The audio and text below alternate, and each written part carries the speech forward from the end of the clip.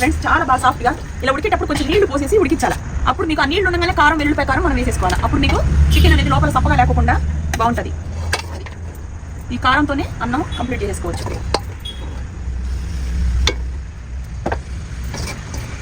కారంతోనే ఊర్లు వెళ్ళాలన్నా వారం అయినా సరే ఈ చికెన్ ఫ్రై పాడవద్దు ఫ్రెండ్స్. ఎందుకంటే ఇంట్లో 10 నిమిషాలు కూర్చోబెట్టాము. బాక్సులో పెట్టుకుని అయితే కడుపు నిండా తింటారు ఇంట్లో వాళ్ళందరూ. అది డైట్ లో ఉండే వాళ్ళకి ఏం అవసరం లేదు, డైట్ లో లేని వాళ్ళకి ఏం ప్రాబ్లం ఉంది ఫ్రెండ్స్. తినే వాళ్ళు ఇంట్లో ఉంటారు కదా అందరికి.